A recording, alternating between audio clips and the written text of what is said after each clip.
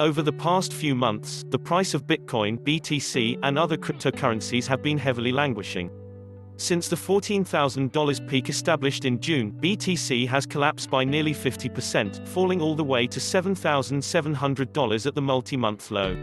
Despite this harrowing price action, some analysts say that this drawdown is a hint of an impending bear market redux, or at least months more of pain. Some analysts are sure that it is only within a year or two that Bitcoin begins to retake highs. Back in June, everyone and their mother was calling for Bitcoin to hit $20,000. Back then, emotions were running hot as the cryptocurrency had just rallied by over 300% in a few months' time. Since then, the cryptocurrency seas have calmed dramatically. Sentiment has collapsed, as have social media and mainstream media mentions of Bitcoin and its ilk. Yet, Mike Novogratz is sticking to his guns. Speaking to CNN's Julia Chatterley in a recent segment for First Move, the former Wall Streeter turned cryptocurrency fund manager and investor, Novogratz said that he expects for Bitcoin to hit $20,000 in 18 months' time. This would represent a 150% move from current levels if it plays out. Novogratz's similar is very similar to one made by Travis Kling.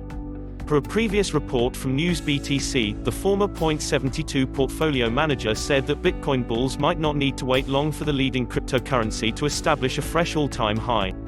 In a recent interview with Yahoo Finance, he argued that by late 2020 or early 2021, around 18 months from now, the Bitcoin price is likely to have surmounted its previous all-time high to establish a new one. With there currently being a lack of retail investors pushing the BTC price higher and higher, you may be wondering what exactly will propel this market back to 2017's lofty highs. Novogratz has some theories.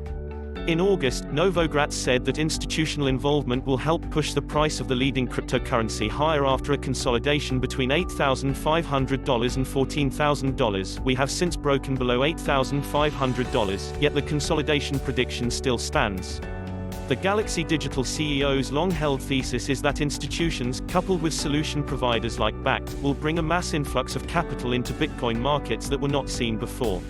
In the CNN interview, Novogratz also looked to the macro trends that may favor Bitcoin: negative interest rates, geopolitical unrest, and mistrust in centralized systems.